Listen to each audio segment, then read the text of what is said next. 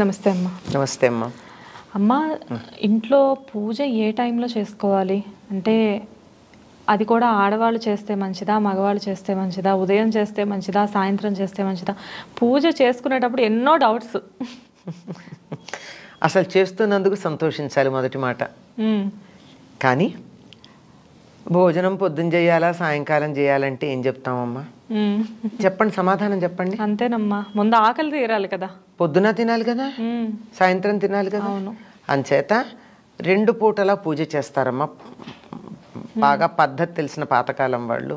ఈ రోజుల్లో సాయంకాలం పూజ చేయటం లేదు. ఒక దీపం పెట్టి ఏదో ఒక స్తుతి చదువుకోవడమో, ఏదో షోడశోపచార పూజ అంతా 2వ పూట చెయ్యట్లా. కనీసం దీపం పెడితే చాలు. దీపం పెట్టి ఏదో దేవతా స్తుతులు చదువుకుంటే సరిపోతుంది. ఉదయం తప్పనిసరిగా చేయాలి. ఎప్పుడు చెయ్యాలి? సూర్యోదయానికన్నా ముందు సాధారణంగా పూజ చేయరు. ధ్యానం చేసుకోవచ్చు, ఏర్పాట్లన్నీ చేసుకోవచ్చు. సూర్యోదయ దీపం మాత్రం అదే సమయంలో సూర్యుడు ఉదయించడానికి ముందు కానీ సూర్యోదయం అవ్వగానే కానీ దీపం పెట్టాలి దేవుడి దగ్గర. దేవుడి దగ్గర దీపం అంటే ఇంకా చీకటి ఉండగా పెట్టాలి.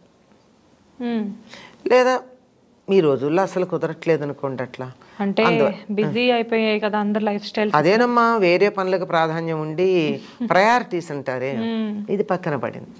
అందువల్ల ఉదయమే చేయడం చాలా ప్రధానం. అది కూడా నేను 4ంటికి చేస్తాను, 3ంటికి చేస్తానంటే అసలు కుదరని సందర్భాల్లో మానేయకుండా చేయాలే తప్ప అప్పుడు కాదు చేయాల్సింది. సూర్యోదయాన్ని సమయంలోనే చేయాలి. అంతకుముందు ఏం చేయొచ్చు? ధ్యానం చేసుకోవచ్చు, జపాలు చేసుకోవచ్చు. మరి సంధ్యావందనం కూడా సూర్యోదయ సమయంలో చేస్తారు మగవాళ్ళు. సరిగ్గా సూర్యోదయ సమయంలో సంధ్యావందనం నేను తెల్లారుదాం 4 గంటలు చేస్తానంటే ఎట్లా కుదురుతుంది? నువ్వు రా అని సూర్యుడిని నిద్ర లేపుతారా? అవునమ్మా, కాదు కదా. కనుక అలా చేయడం, అది సూర్యోదయ సమయంలోనే లేదా కాస్త అటు ఇటుగా చేయాల్సినటువంటి అవసరం ఉంటుంది. అది నిజంగా పూజ చేసేటటువంటి సమయం.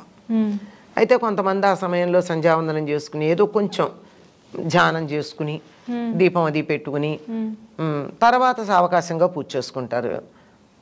అది ఎప్పుడైనా సరే 12 లోపల పూర్తి అవ్వాలి. మధ్యాహ్నం 12 లోపల. అపరాహ్న సమయం దాటకూడదు. మొదలైతే పొద్దునే పెట్టాలి, తర్వాత కంటిన్యూషన్ కూడా 12 దాటి చేయకూడదు. ఇంకా 2వ ప్రశ్న చాలా ప్రధానమైంది. ఎవరు చెయ్యాలి పూజ? మగవారా ఆడవారా? ఏమని చెప్తారమ్మా? ఏదో గోత్రం చెప్పి నామధేయస్య అని చెప్పాక ఏమని చెప్తారు? సకుటుంబస్య అని చెప్తారు. అవును. కుటుంబంతో పాటుగా ఆయన చేశాడంటే ఎవరికి చెందుతోంది? కుటుంబానికి అంతా చెందుతోంది. ఇంకా అందరూ చేయాల్సిన పని లేదు. ఎవరు చెయ్యాలి అంటే మీకు ఆ మంత్రాలన్నీ కూడా ఎక్కువ భాగం మగవాడికి సంబంధించినవే ఉంటాయి. అంటే పూజ ఎవరు చెయ్యాలి? మగవాళ్ళు చెయ్యాలి. వాళ్ళు చేయడానికి వీలు కాని సందర్భంలో ఆడవాళ్ళు చేయాలి, మానేయకుండా ఉండడానికి. కానీ ప్రాధాన్యం మాత్రం పురుషులు చేయడమే, ఇంటి యజమాని చేయడమే. యజమాని అన్న పదానికే యజ్ఞం చేసేవాడు అని అర్థం. ఈ పూజ అని యజ్ఞం చేసేటటువంటి ఆయన ఎవరున్నాడో ఆ ఇంటికి అది. ఇప్పుడు ఇంట్లో 10 మంది ఉన్నారండి, పిల్లలు ఉన్నారు, ముసలి తల్లి ఉంది, ఏదో తమ్ముళ్ళు ఉన్నారు, భార్య ఉంది, పిల్లలు ఉన్నారు, ఇంకెంతో మంది ఉన్నారు, ఇంట్లో చుట్టాలు ఉన్నారు, 100 మంది ఉన్నారు. శుభలేఖ ఇవ్వాలంటే ఎవరి పేరుని ఇస్తారు? మా ఇంట్లో యజమాని పెద్ద అంటే మగవారు ఉన్నారో వాళ్ళ పేరు మీద ఇస్తారు. అంతే. పూజలు కూడా అంతే. అమ్మ, ఇప్పుడు మగవారు పూజ చేయొచ్చు, చేస్తే మంచిది అంటున్నారు. ఇప్పుడు భార్య పీరియడ్స్లో ఉన్నప్పుడు భర్త పూజ చేయొచ్చా? కాకపోతే ఆవిడ వచ్చి పూజ గదిలోకి రాకూడదు, పూజా సామాన్లు అందించకూడదు, ముట్టుకోకూడదు. అసలు పాటించే ఇళ్లల్లో ఇవన్నీ వస్తాయి. పాటించిన వాళ్ళ ఇళ్లల్లో పూజ అనవసరం. చేసినా ఒకటే, చేయకపోయినా ఒకటే. పాటించని ఇళ్లల్లో పూజ చేయవలసిన పని లేదు. దండం పెట్టుకోండి దూరంగా, ఫోటో ఒకటి పెట్టుకుని ఎక్కడో అక్కడ దండం పెట్టుకుంటే అయిపోతుంది, అంతే చాలు. పూజ మగవారు చేయాలి అంటున్నారు. అసలు పూజ చేసే విధానం ఏంటమ్మా? ఎవరైనా సరేనమ్మా, పూజ చేయడానికి స్నానం చేసి ఉండాలి, శుచి అయిన వస్త్రాలు కట్టుకుని ఉండాలి. పూజ చేయడానికన్నా ముందు పూజా మందిరం శుభ్రం చేసి ఉండాలి. ఆ పూజా మందిరం లేదా గదిలో ఒక గది పెట్టుకుంటున్నారు కదా కొంతమంది, సౌకర్యంగా ఉంటుందని, ఆ గది శుచిగా ఉండాలి. అంతకన్నా ముందు ఇంటి ముందు ముగ్గేసి ఉండాలి.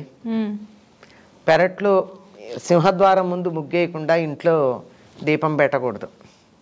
ఇప్పుడంతా అపార్ట్మెంట్స్ కల్చర్ ఎక్కువ కదా. అపార్ట్మెంట్ ఈజీ కదమ్మా, మరీ బాగుంది.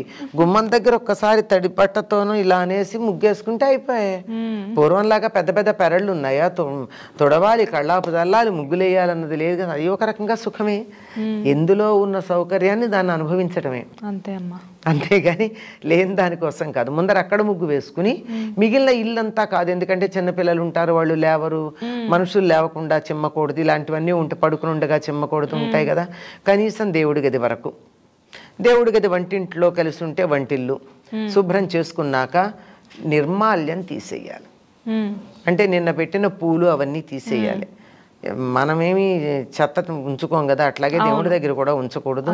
శుచిగా దేవుడు ఉండేటటువంటి ప్రాంతం, మందిరం కానీ లేదా గూడు కానీ ఏది ఉంటే అది దాన్ని శుచిగా చేసుకున్నాక దీపం పెట్టి అప్పుడు పూజ చేయాలి. అమ్మ ఇంట్లో అందరూ పడుకున్నప్పుడు ఊడవకూడదు అలా సెంటిమెంట్ ఏమీ ఉండదు. జనరల్గా ఎవరు ఇంట్లో వాళ్ళు లేకపోయినా కానీ దేవుడి గది వరకు శుభ్రం చేసుకొని పూజ చేసుకోవచ్చు అంతే. అమ్మ వాళ్ళు పడుకున్న గదిలో చిమ్మకూడదు. వాళ్ళు అంతేనమ్మా. అంచేత గదుల్లో పడుకుని ఉంటారు గనక పిల్లలు ఎవరో ఉంటారు ఇంకా అందరూ. అవునవును, ఈ రోజుల్లో ఎవరిని ఏమి అనే పరిస్థితులు కావు కదా. అంచేత ఇంతవరకే పరిమితం చేసుకుని సరిపోతుంది. మా ఇంట్లో తులసి మొక్కని పెంచుకోవడం మనం జనరల్గా అందరూ పెంచుకుంటూ ఉంటారు.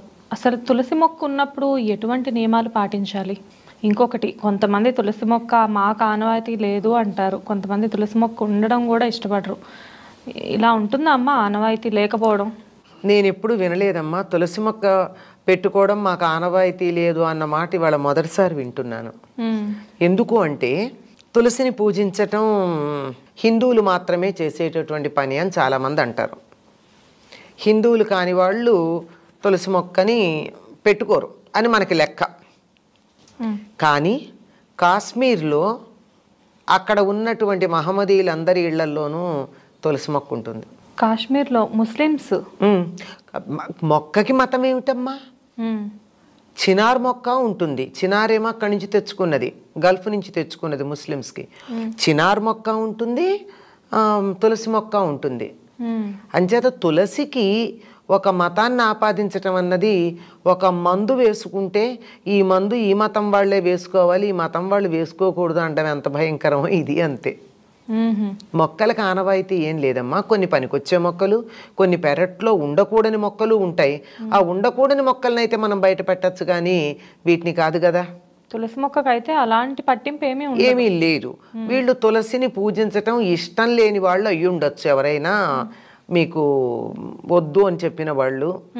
అదొక కారణం అవుతుంది.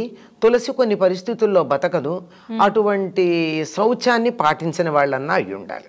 ఇప్పుడు ఒకవేళ తులసి మొక్క మన ఇంట్లో ఉంటే ఎటువంటి ఆచారాలు పాటించాలమ్మా, నియమాలు? తులసి చాలా పవిత్రమైన మొక్క అని చెప్పడమే కాదమ్మా, అది ఔషధీయుక్తమైనటువంటి మెడిసినల్ వాల్యూ. చాలా వేరు దగ్గర నుంచి కాండము, ఆకులు, పూలతో సహా, వెన్ను పూలు రెండు. వెన్నంటే ఇలా పూలు రావడానికి ఇలా గుత్తిలాగా వస్తుంది కదా, పూల గుత్తి, అది దాంట్లో ఉండే చిన్న చిన్న పూలు, ఆఖరికి కంటికి కనపడని చిన్న ఆవగింజల కన్నా సన్న గింజలు ఉంటాయి. ఆ గింజలు కూడా వాటికి ప్రత్యేకమైనటువంటి వైద్యంలో ప్రయోజనం ఉంది. అసలు తులసి గాలే చాలా మంచిది. తులసి దగ్గర నుంచి ఎప్పుడు ప్రాణవాయువే వస్తుంది తప్ప మిగిలిన చెట్ల నుంచి వచ్చినట్టు రాత్రిపూట కార్బన్ డైఆక్సైడ్ రాదు. ఆక్సిజన్, కార్బన్ డైఆక్సైడ్ అలా కాకుండా మొత్తానికి ఆక్సిజన్. మామూలుగా చెట్లు ఏంటంటే పగటిపూట ఆక్సిజన్ వదిలిపెడతాయి, రాత్రిపూట కార్బన్ డైఆక్సైడ్ వదిలిపెడతాయి. కానీ అట్లా కాదు, ఇది ఎప్పుడు కూడా నిరంతరం ఆక్సిజనే వదిలిపెడుతుంది కనుక చాలా బాగుంటుంది. అది కొద్ది ఘాటైన వాసన ఉంటుంది, అరోమా ఉంటుంది. ఆ అరోమా వల్ల అనేక రకాలైనటువంటి బ్యాక్టీరియా మొదలైనవన్నీ చనిపోతాయి. అంతేకాకుండా అది వస్తువుని పాడవకుండా చూడగలదు, డిజనరేషన్ ఉండదు. తులసి గురించి పరిశోధనలు ప్రారంభించిందే సుమారుగా కొన్ని దశాబ్దాల క్రితం ఒక సంఘటన ద్వారా. అమెరికా సంయుక్త రాష్ట్రాల్లో ఒక మనిషి హత్య చేయబడ్డాడు, శవం దొరకలేదు, వెతికారు. చాలా రోజులకు దొరికింది. దొరికిన శవం ఏమాత్రం పాడవల, డేట్ అయితే తెలుసు కానీ డికంపోజ్ అవల. ఎందుకు అవ్వలేదు అని వాళ్ళు పరిశోధన చేశారు. చేస్తే అక్కడ తులసి చెట్లే ఉన్నాయి, తులసి చెట్ల మధ్య పడింది. అంత పవర్ఫుల్, అంత శక్తి ఉంటుంది. అందుకే ప్రాణశక్తిని ఉజ్జీవింపజేసే లక్షణం తులసికుంది. అందుకే చివరి క్షణాన తులసి నీళ్లు పోస్తారు. ఎక్కడన్నా లోపల ఎక్కడో ఉన్న ప్రాణం అంతా ఒక్క చోట వచ్చి ఏమన్నా యాక్టివేట్ అవుతుందేమో అని తులసి నీళ్లు పోస్తారు. అంత శక్తి కలిగింది. మరి అటువంటి చెట్టు ఉన్నప్పుడు ఏ నియమాలు పాటించాలి అంటే, ఆ చెట్టు ఎంత ఘాటైన వాసన శక్తి కలిగిందో అంత సున్నితమైంది, ఎక్కువ చలి తట్టుకోలేదు, అలాగే నెగిటివ్ వైబ్రేషన్స్ తట్టుకోలేదు. అందుకని కొంతమంది ఆ చెట్టు దగ్గరికి వచ్చి వెళ్ళారంటే చెట్టు వాడిపోతుంది. అందులోనూ కొన్ని పరిస్థితుల్లో ముఖ్యంగా ఆడవాళ్ళు ముట్టుకున్నట్టయితే, మొహమాటం ఎందుకు నిస్సంకోచంగా చెప్తున్నా, పీరియడ్స్ ఉన్నప్పుడు గనక ఆడవాళ్ళ చెట్టు దగ్గరికి వెళ్ళినట్టయితే చెట్టు వాడిపోతుంది. ఎవరో వాదించారు, మా ఇంట్లో నేను ఎప్పుడు ముట్టుకుంటాను, వాడిపోలేదండి, ఏం మాట్లాడుతున్నారని. నీలాగే అది కూడా గడుగ్గా అయి ఉంటుందమ్మా, ఎక్సెప్షన్స్ ఉంటాయి కదా ఎప్పుడూను, ఇది కూడా ఎక్సెప్షనల్ కేసు అయి ఉండాలి, జనరల్ అయితే కాదు, అన్నిటికీ ఉంటాయిగా అపవాదం అలా అని చెప్పా. అందుకని నాజుగ్గా ఉంటుంది గనక ఆ నెగిటివ్ వైబ్రేషన్ తట్టుకోగలిగినటువంటి శక్తి ఉండదు గనక వాడిపోతుంది, అంతే, అంతకన్నా మరొకటి కాదు. ఎవరన్నా మాకు తులసి వద్దు అన్నారంటే అయితే సనాతన ధర్మాన్ని ద్వేషించేవాళ్ళు. అంటే మరో ధర్మాన్ని మీరు పాటించవచ్చు, తప్పేం లేదు, దీన్ని ద్వేషించాల్సిన పని లేదు. నాకు ఫలానది ఇష్టం అంటే వెళ్ళండి, కానీ మరో దాన్ని ద్వేషించక్కర్లేదు కదా. ఈ ద్వేషమే మేము దాని పట్ల ఇష్టం ప్రకటించుకోవడం అనేటటువంటి ఒక భ్రమలో ఉంటారు చాలామంది. ఆ భ్రమలో ఉన్నటువంటి వాళ్ళు ఇది అక్కర్లేదు అని చెప్పడం మనకు కనపడుతుంది. లేదా ఇలాంటి నియమాలు ఏమీ పాటించకుండా శౌచము లేకుండా ఉంటారేమో, అది కూడా కారణం అవ్వాలి తప్ప, లేకపోతే ఎవ్వరూ కూడా ఈ తులసిని దూరంగా పెట్టాలి అనేటటువంటి వాళ్ళు లేరు. అమ్మ, తులసిలో చాలా రకాలు ఉంటాయి. 5 రకాలు ఉన్నాయి. 5 రకాలు. 5 రకాలలో ఏ రకమైన మనం పూజకి సాధారణంగా మనం వాడేది మామూలు తులసి అమ్మ. ఆ తులసిలో కృష్ణ తులసి ఉంది, రామ తులసి ఉంది, లక్ష్మీ తులసి ఉంది. మనం ఎక్కువగా వాడేటటువంటిది ఈ లక్ష్మీ తులసి ఎక్కువ వాడుతూ ఉంటాం. కృష్ణ తులసి అంటే ఊదా రంగు, ఇప్పుడు మీరు వేసుకున్నా నేను వేసుకున్నా, వీటిల్లో ఈ రంగుతో ఆకులు వస్తాయి, ఈ నెల ఆ రంగులో ఉంటాయి. దాని దగ్గర ఘాటు ఎక్కువ, దాన్ని కూడా పూజించవచ్చు. అలాగే రామ తులసి అంటే అసలు కాడది ఎంత పెరిగినా కానీ లేత పసుపు రంగులు, లేత ఆకుపచ్చ రంగులోనే ఆకులును కాడ ఉంటాయి. మనం మామూలుగా పూజించుకునే తులసి ఇంత లేత ఆకుపచ్చ రంగులో ఉండదు, మామూలుగా ఉంటుంది, ఆకుపచ్చ రంగే ఉంటుంది. కాడ ముదిరితే కాస్త వుడ్ కలర్ వస్తుంది. ఇది కాక ఇంకా కర్పూర తులసి ఏవో 2-3 ఉన్నాయి, ఇంకా 2 ఉన్నాయి. 5 రకాల తులసులు, విష్ణు తులసి, ఇంకోటి ఏదో ఉంది, 5 తులసి. తులసి మొక్క కొన్ని చోట్ల వాడిపోయింది అంటారమ్మా, కొన్ని చోట్ల నిద్రపోయింది అంటారు. అంటే ఏంటమ్మా అసలు దానికి పరిష్కారం ఏంటి? అమ్మ, తులసి మొక్క 2 ఏళ్ల కన్నా ఉండదమ్మా, దాని వయస్సు అంతా. అంటే ఎండైనా నీడైనా కరెక్ట్ గా దానికి తగ్గ టెంపరేచర్ తగినట్టుగా